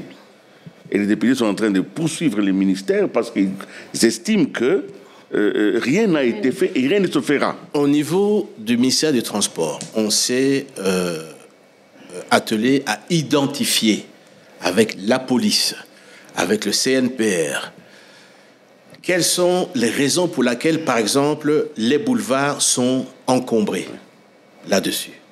La conclusion a été que les artères secondaires ne sont pas empruntées.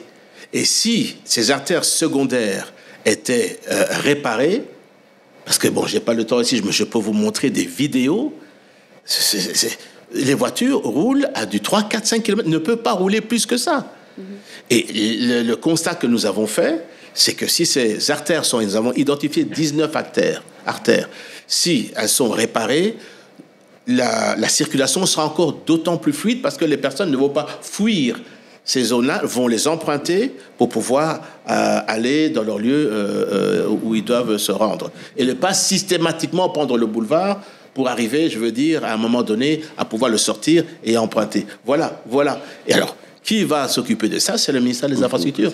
Effectivement, nous avons donné le nom de ces avenues. Je suis en contact permanent, si je peux dire, avec le ministère aux Infrastructures, qui est, oui. Je peux vous dire que c'est quelqu'un qui est déterminé et qui est dévoué là-dessus, sur le rétablissement, je veux dire, de ces infrastructures. Bien sûr, ça demande des moyens là-dessus. Mais en tout cas, les instructions du chef d'État, je suis témoin parce que je les ai reçues directement. Il les a reçues aussi directement. J'ai vu dans lequel le président a parlé là-dessus et elles vont se faire. En tout cas, moi, je suis en train de veiller avec lui au quotidien, lui demandant où est-ce que vous en êtes avec l'OVD et il me répond systématiquement. Ils ont des réunions tous les jours. Mais ils n'ont pas de moyens. L'OVD, par exemple. Là, pour l'instant, je veux vous dire que... Ça fait 5 ans qu'on n'a pas travaillé Kabambare. Oui. Ça, c'est l'OVD qui l'a dit. Ça aussi. Ça fait 5 ans qu'on n'a pas C'est une des travaillé routes qui est absolument qui est sur la route, voilà. Kabamba. 5 ans, c'est beaucoup. Également. Ils n'ont pas touché Selembao également. Ils n'ont pas touché Kasaï. Ils n'ont pas touché. Mais regardez, tourisme. Bokassa. Tourisme a été réparé par le génie militaire. Tourisme, aujourd'hui, les gens ne se plaignent pas. Et ça aide énormément. Des moyens. On peut régler ce problème en un mois. Voilà, je cite Godempoy, le député Godempoy, oui, qui dénonce de profonds détournements de fonds décaissés pour réaliser les routes. Est-ce que cette nouvelle opération de 19 routes ne sera pas non plus une opération où certains vont s'en mettre plein les poches et que l'usager risque de se retrouver dans la même situation qu'aujourd'hui? Écoutez, là, vous me posez une question, je ne suis pas divin, hein. Je ne saurais pas répondre là-dessus. Je ne pense pas du tout. En tout cas, lorsque je parle avec le Mineta aux infrastructures, c'est quelqu'un qui n'a pas reçu l'argent, qui est la cible des députés aujourd'hui, parce qu'il n'a pas l'argent, et non pas parce qu'il a reçu un argent dont il ne sait que faire. En tout cas, c'est quelqu'un qui travaille pour les infrastructures. Oui, mais il n'a pas de moyens. Là-dessus. Il n'a pas de moyens. Il n'a pas de moyens. De sa politique. Donc, si c'est pas fait, c'est qu'il n'y a pas de moyens. Une décision prise sans moyens, c'est difficile. Non, mais je vous dis que cette fois-ci, les moyens vont sortir. On l'espère. Oui, oui. Monsieur le vice-premier ministre, ministre de Transport et votre communication, vous pensez vraiment votre idée, sens unique, a réussi? Je pense oui. Je pense qu'il y a certainement des réglages à faire et nous le faisons chaque jour. Je vous l'ai dit, je vais donner les 4 piliers là-dessus. Si tout le monde respecte ça, cette solution, elle va fonctionner. Oui, je vais en arriver là. Elle va fonctionner. On va prendre un axe. Oui. Nous quittons Magasin. Non. Nous quittons Kananga. Upen, oui, pour descendre vers le centre-ville le matin, c'est fluide. Très bien. Par exemple, moi, je suis Magasin, je vais faire étudier mes enfants vers Kananga. Je suis obligée de prendre Jean 23, c'est 2 sens, c'est infernal, les mêmes heures. Donc c'est bien pour les uns et malheureux pour les autres. Vous me parlez bien les mêmes heures. Les mêmes heures. Ok. Parce que quand c'est 7 heures, vous quittez Kananga facilement pour la ville, il n'y a pas de problème. Mais pour faire le mouvement inverse, contraire, c'est infernal. Est-ce que vous avez pensé à ça? Pendant la même heure. Oui, mais c'est justement ça. C'est là qu'intervient le problème des routes secondaires qui vous permettrait... Parce que ce que vous voulez faire, c'est nécessairement repartir par le boulevard. Non. Par la route secondaire. Voilà, et c'est là que le problème que nous avons, c'est que les routes secondaires, lorsque vous passez par là, la vitesse est ralentie parce que vous devez vous arrêter pour ne pas détruire vos amortisseurs et vos voitures. Systématiquement, vous devez faire du 5 à 10 km à l'heure. Donnez l'occasion aux infrastructures de mettre ces routes-là en place. Laissez-nous continuer à mettre les traverses et les barrières pour pouvoir mieux réglementer les passages. Et surtout, demandons aux usagers de la route de respecter les normes qui ont été mises en place et de ne pas tricher. Que ce soit les autorités civiles, militaires, de ne pas tricher. Et les automobilistes eux-mêmes aussi de respecter. Vous allez voir que les choses vont être beaucoup plus fluides. Nous sommes le 5 décembre. Les travaux, je ne sais pas combien de temps ils vont prendre. Mais à quand, selon vous, une meilleure fluidité? Mais je pense que parce que, bon, les gens sont très impatients et voudraient rouler comme sur les autoroutes ici dans toute la ville. Mais on ne pourra pas dire aujourd'hui qu'il n'y aura plus jamais d'embouteillage. Oui, mais si je vous ai montré également... Non, j'ai bien compris, mais là-dessus. Vos 19 routes seront réparées. Madame vient juste de dire aujourd'hui que oui, quand on descend de Kananga, on mettait à cette heure-là 2 heures, parfois, oui, 2 heures pour descendre 2 heures et demie. Vous mettez la moitié du temps aujourd'hui. Oui, mais aujourd'hui, vous dites que vous avez trouvé la solution, beaucoup de routes secondaires. Toutes ces routes, ces travaux seront terminés à quelle échéance? Mais je le dis ici, ce que les constructeurs nous ont dit, ils vont s'y mettre jour et nuit. Donc je pense que dans les 2-3 semaines, les choses devraient... Semaines, oui, mais vous allez voir les différences. Lorsqu'il travaille jour et nuit, il termine un travail, il termine de réparer des trous, et ça va aller crescendo. Malheureusement, on n'a pas vraiment accès, excusez-moi, là, c'est une attaque personnelle, oui. On n'a pas vraiment régulièrement accès à la parole de Jean-Pierre Bemba, à la parole officielle de Jean-Pierre Bemba. C'est intéressant de vous revoir dans les 2-3 semaines. Oui, pas de problème. Pas de problème. Oui. Ici se clôture, je crois qu'on a tout dit sur le transport.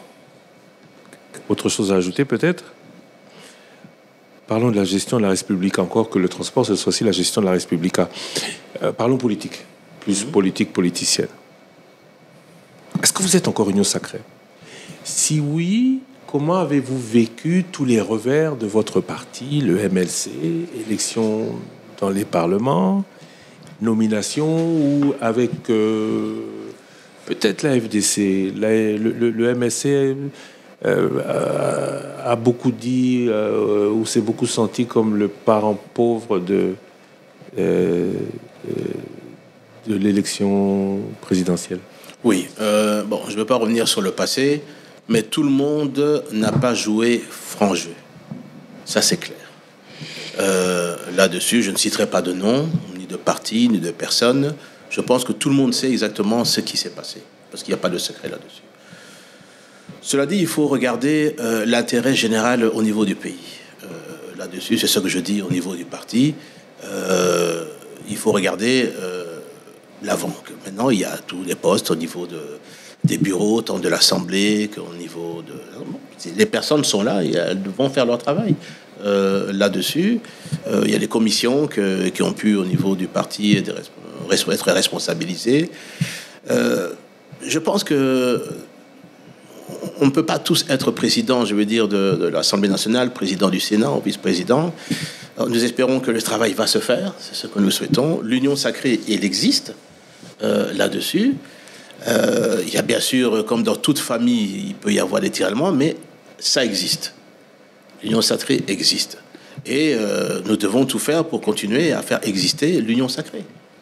Oui, le MLC je voulais savoir pourquoi le MLC a rejoint l'Union Sacrée. Est-ce justement pour le poste, vous faites allusion, ou c'est vous partagez réellement les mêmes visions? Mais est-ce que vous savez, vous savez ce qu'est l'Union Sacrée?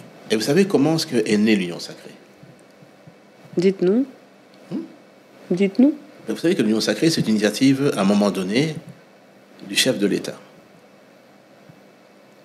Lorsqu'il a appelé des leaders politiques, certains leaders politiques, qui les a reçus et qui a conversé avec lui et qui lui a donné une nouvelle vision qu'il avait au niveau de l'organisation politique dans ce pays.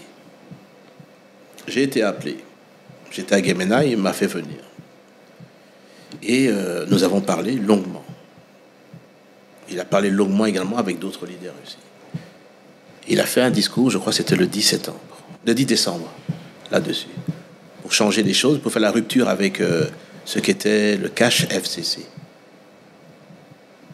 Et si vous vous souvenez de ce discours du 10 décembre 2020 ? Oui, exact. Ça correspondait, mais vraiment à la vision que nous avions de ce pays. Si on reprend ce discours là-dessus. Et c'est pour ça que, en tout cas, nous avons adhéré avec le MLC, j'ai adhéré avec le MLC, dans cette vision qu'il avait. Et ensuite, il a fallu construire l'Union Sacrée. Le président s'est mis en place, on a fait des réunions avec l'ensemble des membres qui ont adhéré au niveau de l'Union Sacrée. Et on a préparé les élections au niveau de l'Union Sacrée, bien sûr présidentielle, les législatives, les provinciales. Là-dessus. Une nouvelle, avant ça, d'abord, une nouvelle assemblée, une majorité au niveau de l'Assemblée nationale a été constituée, également au niveau du Sénat aussi. Il y a des acteurs qui ont été changés au niveau des bureaux. Oui, mais aujourd'hui, est-ce que, parce que le bilan de l'Union Sacrée, ce sera aussi votre bilan? Oui, mais ce sera le bilan de tout le monde. Mais vous assumez le bilan aujourd'hui? Mais oui, mais tu sais, le problème, c'est que j'assume, et je veux vous dire que tout le monde veut voir, et je veux y aller maintenant. Tout le monde veut voir le négatif de ce qui se passe. Le premier mandat du chef de l'État, qui a commencé avec le FCC Cash, Et c'est terminé la manière dont vous connaissez. Et pourquoi lui-même, le chef de l'État, dit ça ne peut plus continuer là-dessus. Mais prenons maintenant dans les réalisations de ce pays. En 5 ans, le budget de l'État est passé de 5 à 16 milliards de dollars. 3 fois. Est-ce que beaucoup de pays peuvent se vanter d'augmenter le budget? Deuxièmement, le chef de l'État a décidé de pouvoir mettre en place la gratuité au niveau primaire. Ce sont des enfants, et ça nous l'avons vu parce que j'ai sillonné pour les élections plus de 33 localités. Et j'ai eu l'occasion de poser la question. Si la gratuité au niveau des frais, au niveau primaire, est effective, et c'est effectif. Qui est le président de la République dans ce pays qui a pu mettre ça en place, qui a pu faire bénéficier les enfants de la gratuité au niveau primaire des frais? Là-dessus. La couverture santé universelle. Pas encore appliquée, attention. Ah, si. Moi, en tout cas... Pour l'accouchement. Bon. Non, là, je parle de l'accouchement. Ah, pour l'accouchement. C'est ça, oui, là, vous m'avez stoppé. Je parle de l'accouchement. Okay. Oui, mais quand même. Les mamans aujourd'hui peuvent accoucher là-dessus, gratuitement. À Kinshasa, pas partout non plus. Hein. Je vous dis que j'ai été dans les territoires et j'ai chaque fois posé la question. À Gemena, c'est gratuit? J'ai posé la question, à Gemena, c'est gratuit. Là-dessus. J'ai fait pratiquement tous les territoires au niveau de l'Équateur. J'ai été jusqu'à Mahagi, jusqu'à Bunia. On s'est arrêté du côté de Inongo, au niveau du Maindombe, au niveau de Nyoki que nous avons fait. Nous avons fait Kiri également. Nous avons posé la question systématiquement.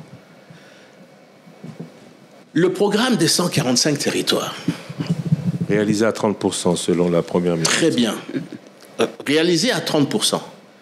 Savez-vous combien d'édifices scolaires, sanitaires ou administratifs ont été construits? 731. 731.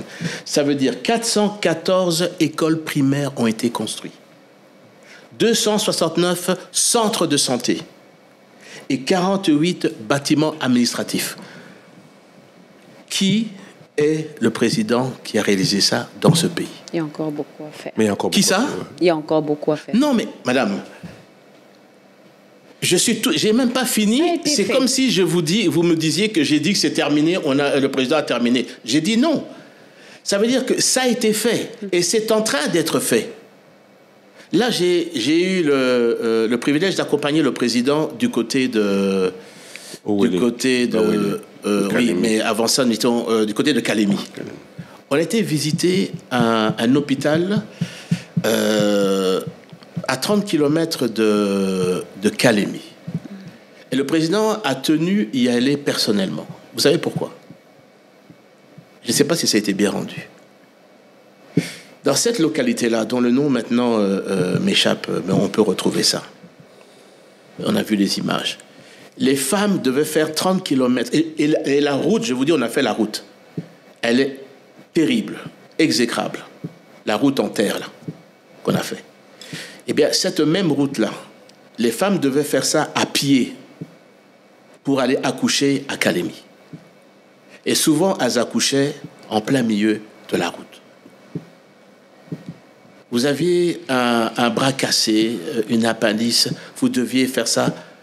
Et vous pouviez même y laisser même votre vie souvent.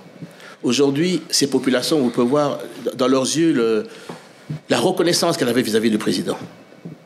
De dire qu'ils ont un plateau là, et selon le ministre de la Santé qui était là aussi, qui est encore plus performant, je veux dire, qu'à Kalemi. Et ça, c'est les choses que les gens ne parlent pas. On préfère critiquer et insulter le président, tant par des politiciens en costume qu'en robe. Et je trouve que là, il faut à un moment donné qu'on se dise les vérités. On ne peut pas continuer comme ça à manipuler la population, à mentir à la population. Des choses se font. C'est vrai que c'est un grand pays. C'est vrai que ce n'est pas 414 écoles qui doivent suffire. C'est vrai que ce n'est pas 269 centres de santé. C'est vrai. Mais ça continue à se faire et ça va continuer à se faire. Vous avez parlé d'Europe, tous les signaux ne sont pas en rouge? Au niveau du Congo, la RDC, pour parler des hommes en robe, est un pays en faillite, n'est pas un pays en faillite? Ce n'est pas un pays qui est en faillite. Loin de là. Le travail qu'il est en train de faire pour relancer, pour remettre à niveau. Regardez aujourd'hui le travail qui a été fait pour pouvoir, avec les 6 communes, 6 milliards de dollars qui a pu être remis au niveau du crédit pour la RDC, principalement pour la construction des infrastructures. 6 milliards de dollars. C'est un travail qui a été fait. L'ancien, je veux dire, régime, je ne sais pas comment ils avaient géré, je veux dire, ce contrat chinois, mais ça a été remis en route. Voilà, beaucoup de gens pensent que Jean-Pierre Bemba a beaucoup changé. Ce n'est pas le Jean-Pierre Bemba que nous avions connu à l'époque. Il a perdu un tout petit peu de son agressivité, de son charisme, parce qu'il encaisse tout. Il encaisse tout, il justifie tout. On peut lui prendre même le pain à la bouche, il laisse faire. Et aujourd'hui, est-ce que c'est quoi? Est-ce que c'est un début des pré-retraites ou quoi? Jean-Pierre Bemba ne pouvait pas laisser passer quelque chose qui ne lui plaisait pas. Mais qu'est-ce qui s'est passé réellement? Quand vous entendez cela, on dit que vous avez beaucoup changé. Vous n'êtes plus aussi agressif. Ça, c'est vous qui le dites. Vous justifiez énormément votre alliance, quand bien même ils ne sont pas loyaux avec vous, réglo avec vous. Écoutez, pourquoi une petite colère sur la table peut arranger les choses? Écoutez, je ne veux pas vous dire les rapports que j'ai dans le Présidium, avec les autres membres et avec le chef de l'État qui est le président du Présidium. Je connais sa pensée, je sais ce qu'il dit et je sais ce qui se fait. Donc, comme je vous dis, le plus important, c'est que les institutions sont en place là-dessus et que nous y allons et que le programme du gouvernement puisse être mis en place. Ça, c'est le plus important. Maintenant, vous croyez qu'on peut me prendre le pain de la bouche? Alors, je crois que vous me connaissez mal. Mais alors... Vous reconnaissez que vous êtes beaucoup plus calme qu'avant. Vous me connaissiez peut-être. Vous allez me dire comment j'étais. Baïmoto. Le chairman. Mais vous allez me dire comment j'étais. Alors, de plus d'ambition. Aujourd'hui, est-ce que Jean-Pierre Bemba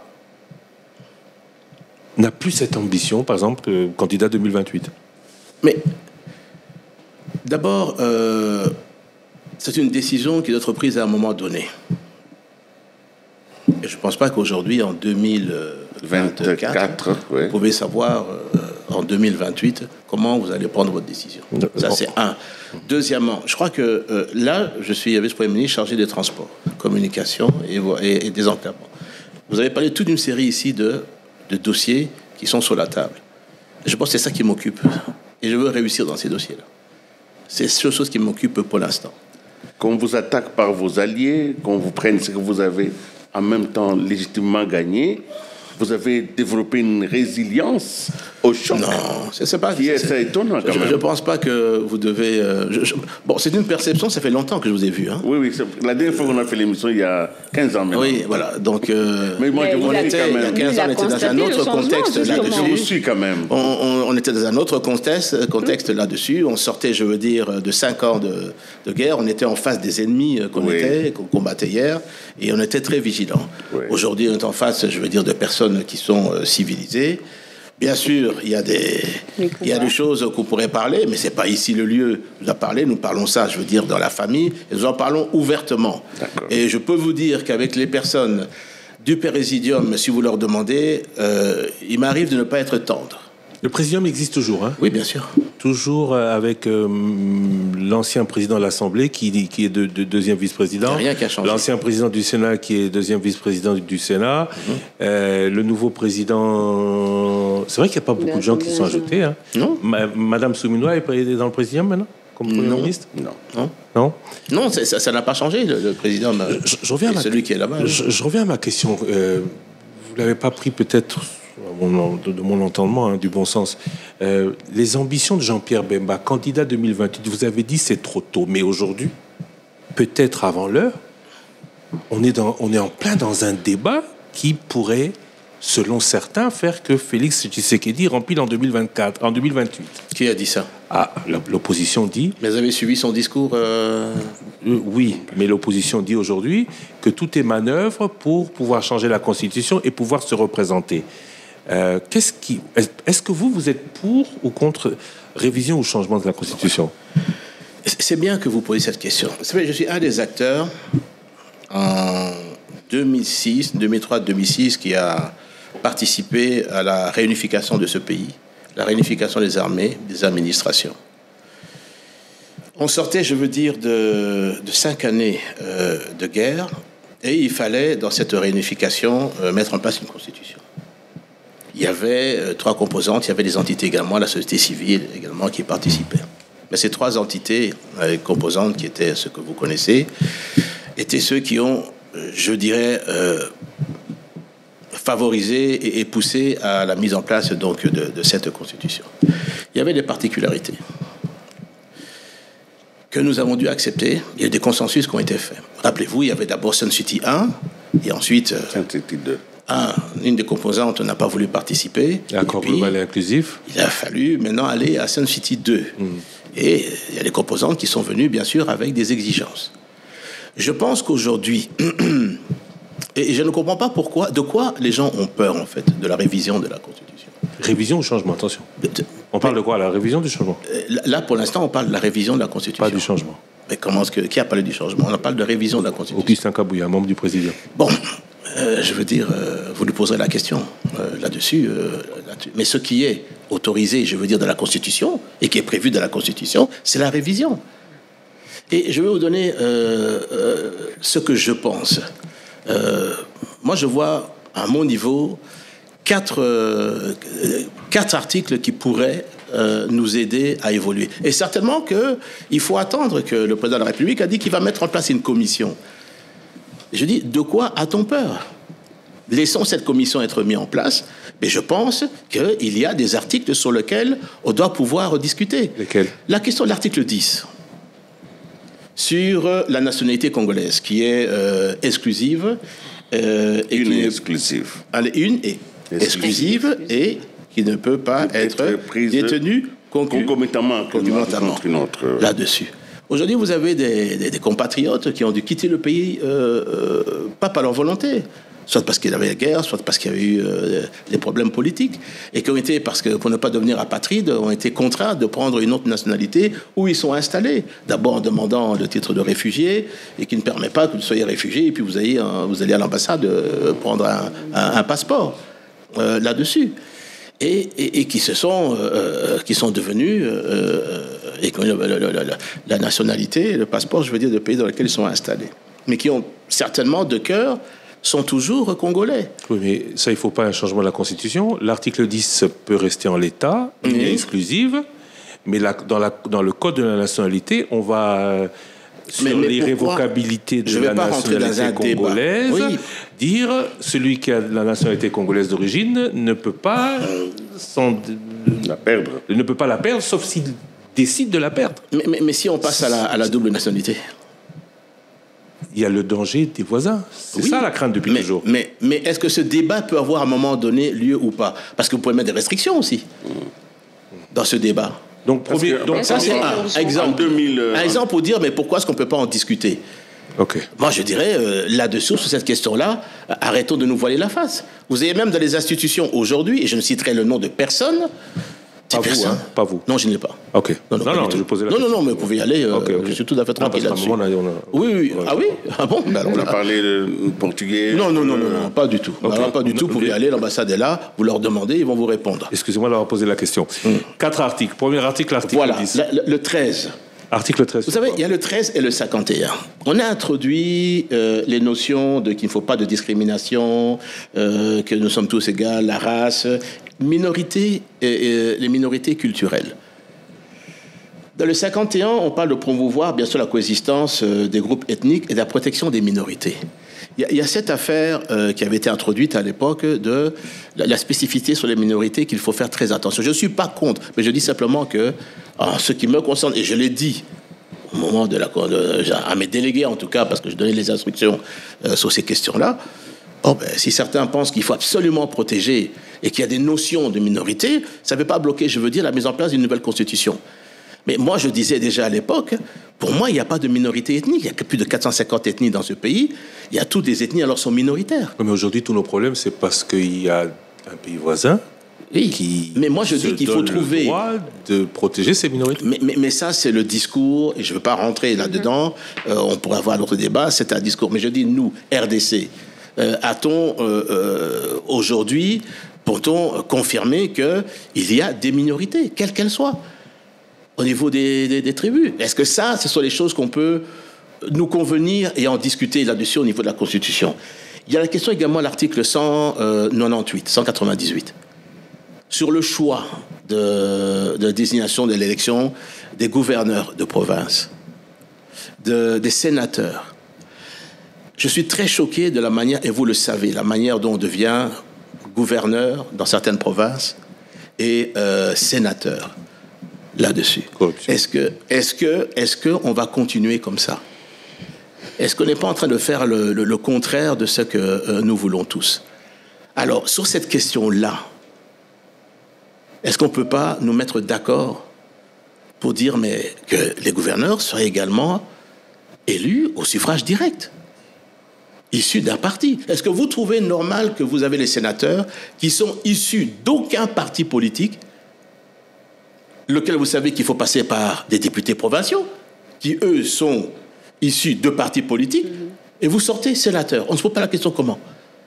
Vous trouvez normal que des gouverneurs qui ne sont pas membres d'un parti politique, donc ne sont pas élus, qui devraient être élus par les siens d'abord, et pour faire le consensus avec d'autres, mais ils sont issus d'aucun parti politique. Mais les indépendants existent aussi. Oui, il y a les indépendants, des cas comme ça d'indépendants. Enfin, lorsque vous dites que vous êtes dans un parti politique, c'est pour concourir au pouvoir, à tous les échelons. Et vous vous retrouvez comme ça, dans des jeux parfois, dont vous savez lesquels, où vous êtes sénateur, vous ne participez pas, vous n'êtes pas membre d'un parti politique, vous êtes gouverneur, pas membre d'un parti politique, et vous vous retrouvez gouverneur, vous vous retrouvez sénateur. Mais ça, je trouve qu'il faut que nous mettions d'accord pour changer. Et il n'y a pas 36 manières de changer ça. Il faut passer par une révision de la Constitution. Attendez, mais vous avez dit 4 articles à réviser. 10, 13, 51... En ce qui me concerne, je ne dis pas que j'ai la parole à vue. Moi, je dis que cette commission-là, nous verserons au niveau de la commission ce que nous pensons être nos inputs. Et il appartient maintenant, je veux dire, à ces experts qui viendront de tous bords. Oui, mais que pensez-vous de ceux qui, ils sont d'ailleurs de plus en plus nombreux, qui estiment que cette constitution a été conçue et pensée, et d'ailleurs les cheminements même de sa production a été dévoilé, conçu par les étrangers, et que le Congo a besoin d'une nouvelle constitution qui va fonder sa légitimité et son authenticité. C'est une pensée qui se développe aujourd'hui. Et pour satisfaire les belligérants, pour tes compliqués. Voilà, donc, et j'ai encore la parole, je peux poser une question. Vous avez été à Saint City et vous êtes de ceux qui ont mis en place ce qu'on a appelé les pactes républicains, en pensant que ces pactes-là, est-ce que ces pactes-là peut-il survivre à cette révision de la Constitution? Pour ceux qui ne le savent pas, le pacte républicain voulait que, comme nous sommes des belligérants et que nous mettons fin à la guerre, alors désormais, personne ne peut faire de mandat. C'est quelque chose qui n'est pas écrit, mais c'est un agreement gentleman. Donc vous avez été là, vous avez signé ce pacte républicain. Alors donc je pose donc ces deux questions sur l'origine de la Constitution et sur le pacte républicain. L'origine de la Constitution, vous parlez celle de 2006? Oui, bien sûr. Mais c'était les trois belligérants qui se sont mis d'accord. Bien sûr, la société civile a participé là-dessus aussi, pour pouvoir rédiger cette Constitution. Et ce n'est pas un secret, vous le savez, il y a eu des experts étrangers qui ont fait ça, et pas des moindres. Je ne vais pas citer des noms, mais il y a eu des... On parlait même qu'elle aurait été même approuvée par le Parlement belge. Je n'irai pas jusque-là, mais je sais qu'il y a des grands experts internationaux, des grands fonctionnaires de l'État internationaux qui nous ont aidés comme experts dans l'architecte de cette Constitution. Pardon ? C'était pas un dictat ? Non, c'était pas un dictat. Mais en tout cas, bon, je veux dire, on s'est mis autour d'une table. La Constitution, C'est aussi un travail de spécialistes, qu'on appelle ça le droit constitutionnel, et des constitutionnalistes. Donc ce n'est pas à la portée de tout le monde. Donc on a eu des amis à ce moment-là qui voulaient aider et qui pensaient aider. Mais ça a été voté par qui en fin de compte? Par les Congolais. Ouais. Pacte républicain. Et le pacte républicain était un pacte qui disait qu'à un moment donné, aujourd'hui, il faut qu'on fasse table rase et qu'on puisse penser à l'avenir de ce pays. Et qu'on se mette tous autour d'une table pour pouvoir arriver. Et l'objectif, c'était quoi? C'était d'abord de refaire l'État congolais qui n'existait plus là-dessus. En refaisant l'État congolais, il fallait qu'on puisse se choisir et aller vers ce qu'on appelait les élections, qui devaient intervenir dans les 2 ans normalement, mais on avait prévu dans les accords qu'on pouvait prolonger, je veux dire là-dessus, et qui a fait 3 ans. Mais parmi les articles qui pourraient vous intéresser, il y a celui qui concerne les 2 tours. Ça ne vous intéresse pas? Mais ce sont des choses également qu'on peut reparler, puisqu'il y avait le 2 tours en 2006. Ensuite, l'ancien président a révisé et passé, je crois, en 2011. En 2011, là-dessus. Mais je veux dire que c'est tout un débat qu'on peut avoir. Là-dessus, pourquoi est-ce qu'il est passé à un tour? On disait que c'est pour les raisons financières. Est-ce que ces raisons financières existent toujours? C'est possible. C'est tout ça qu'il faut voir. Vous avez bénéficié du second tour. Oui, bien sûr. Ça a été et nous avons gagné, d'ailleurs. Enfin, vous le savez. Enfin, en tout cas, la CENI a dit que... Oui, mais attendez, soyons sérieux. La CENI et la Cour constitutionnelle ont proclamé le président Kabila comme vainqueur. Vous savez, juste après, quand j'ai quitté le pays en 2016, j'ai rencontré certaines personnes au niveau de l'Europe qui m'ont donné les vrais résultats et qui m'ont dit ce qui s'est passé. Voilà, j'en dirai pas plus pour l'instant. J'écrirai à un moment donné. La constitution de 2006, c'est la constitution des belligérants qui a fait la part belle au chef de guerre, disent certains. Exemple, à l'époque, c'était pour soit pacte républicain, soit pour empêcher que certains, ou pour faire que certains signent sans crainte de poursuites futures. Cette constitution qui crée des personnes qui sont au-dessus des lois, des chefs d'institution, qui ne peuvent pas, après avoir travaillé, être poursuivis en justice. On ne va pas citer des cas, il y en a un emblématique, on a souvent parlé des cas emblématiques. Vous n'avez pas peur que cela aussi ne vous profita plus ? Écoutez, je suis étonné que vous doutiez à mon niveau que je pourrais craindre la moindre chose. Non, je parle de ces avantages de l'ancienne constitution, de l'actuelle constitution, pardon. Mais je crois justement, alors, c'est que la question que vous posez mérite une réflexion. Mais elle va se faire où ? Si je vous comprends bien, à travers cette commission. Je vous comprends, mais pour vous, il faut d'abord qu'on réfléchisse. Il n'y a pas une option qui est élevée. Ce n'est ni la révision, ni les changements, mais la réflexion. Mais le président a été clair. Il met en place une commission qui va être composée de personnes de tous bords. Et ces personnes vont réfléchir. Mais je crois que chaque partie, la société civile, va pouvoir mettre en place ces réflexions et les verser de la commission. J'imagine pas que la commission va prendre... va avoir 1000, 2000 personnes quand même là-dessus. On ne pourrait pas faire une commission sérieuse. Vous n'avez pas peur que l'opposition autour de ce projet fasse imploser ce pays? Non, mais... Le nombre de gens qui sont contre ce projet que le président a initié. Moi, je pense froidement qu'il y a de la mauvaise foi. Je pense que certaines personnes, que ce soit au niveau, comme je le disais, des politiciens en costume et les politiciens en robe, lorsque j'entends, je veux dire, les discours, ce sont des discours pour moi qui sont incendiaires et qui sont simplement des discours haineux. Même si on déteste le président, la manière dont certains parlent, certains chefs politiques de certaines confessions religieuses, lorsque vous les entendez parler... Monseigneur Amboko, c'est un... Je ne citerai le nom de personne. J'ai dit des confessions religieuses, et je dis certains responsables politiques de ces confessions religieuses. Les positions qu'ils prennent là-dessus, généralement, on ne parle pas que nous sommes en guerre, on ne parle pas des déplacés qui sont là, on attaque systématiquement avec une haine viscérale le chef de l'État. Or, ce que nous, on s'attend au niveau de ces confessions religieuses et ces hommes politiques, c'est que sur des questions bien précises, comme là, mais moi je connais un des responsables politiques en costume, mais qui prônait il n'y a pas 1 an, 2 ans, la révision constitutionnelle. Je le connais très bien. C'est un garçon, je veux dire, avec qui j'ai travaillé. Votre ancien directeur de cabinet. Et qui est brillant. Mais pourquoi soudain? Je veux dire, je ne peux pas m'expliquer que cet homme que je connais bien, qui est brillant, mais peut changer comme ça. Et je crois qu'il y a de la manipulation et on voudrait. Certains voudraient peut-être obtenir ce qu'ils n'ont pas pu obtenir au niveau des élections. Alors je dis, bon, ce n'est pas aujourd'hui l'objet de cette rencontre, mais peut-être, et j'espère qu'on ne va pas me pousser, la prochaine fois que vous m'inviterez, j'accepterai à ce que je vienne et que je commence mon discours par « j'accuse ». Si ces personnes vont trop loin, vous accuserez. Je vais accuser. Et je vais amener des preuves dans cette accusation. On les suit, on les écoute. On voudrait mentir à la jeunesse. On voudrait demander à la jeunesse, quand vous tenez des propos, de ne pas avoir peur. Vous voulez imiter qui? Quelqu'un a dit ça en Pologne. Il faut faire attention avec ce type de discours. Faire très attention.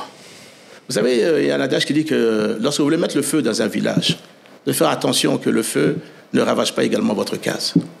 Mais on n'y arrivera pas. Alors je le dis, si ce type de discours haineux vis-à-vis du régime, parce qu'on ne voit pas le peu de bien qu'on pense qu'il fait, on veut systématiquement noircir. Le président a donné la possibilité à 47 diocèses d'avoir $1 million chacun, chaque diocèse, pour des œuvres caritatives, pour le développement. Qui a fait ça? Oui, j'ai suivi le discours puisque j'étais à Isiro lors de la cérémonie pour Anuarit. L'archevêque de Lubumbashi, qui a remercié le président, quand même, pour une fois, là-dessus. Mais c'est systématiquement les discours pour pouvoir soulever la jeunesse, soulever la population. Alors je dis très bien, ce pays appartient à tout le monde. Ce qu'on attend, nous, des hommes d'église, c'est qu'ils rassemblent, qu'ils parlent de paix, d'unité. Nous sommes en guerre, on est attaqué, notre pays est attaqué.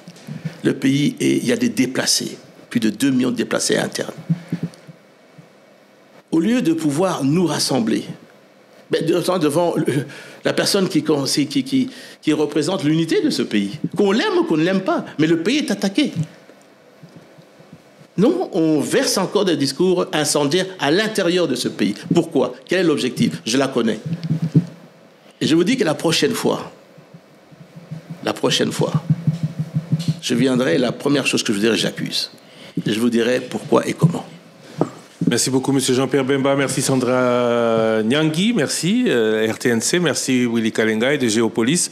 Merci à vous, Monsieur le Président du MLC, vice-président de la République. J'ai une toute dernière question. Oui. On parle de la révision de constitution, de changement de constitution. Et si, au bout, la crainte des autres s'avérait vraie et que, chemin faisant, la conclusion serait que Félix Tshisekedi pourrait effectuer un 3e mandat, vous diriez oui ou vous diriez non? Mais vous savez, avant que je vous dise ce que je vous ai dit ici, moi je parle avec le président. Et nous parlons de toutes ces questions. Le président a été très clair à Isiro, a été très clair à Lubumbashi, là-dessus. Et le fond de sa pensée, ce que vous avez entendu, c'est vraiment ce qu'il pense. C'est pas quelqu'un qui veut s'accrocher au pouvoir, tel que certains voudraient manipuler la population là-dessus. Ce n'est pas quelqu'un qui veut s'accrocher au pouvoir. Donc, faisons confiance. Cette commission, il y aura tout le monde. L'opposition va jouer son rôle. Le pouvoir va jouer son rôle. Mais, je vous dis, il est interdit d'interdire. Ceux qui pensent qu'ils peuvent interdire, il est interdit d'interdire. On ne va pas interdire cette commission de fonctionner. On va aller de l'avant. Et je vous dis, je n'ai pas le monopole du savoir. Moi, je vous ai simplement dit, voilà ce que je pense que oui, on pourrait discuter dans cette révision constitutionnelle.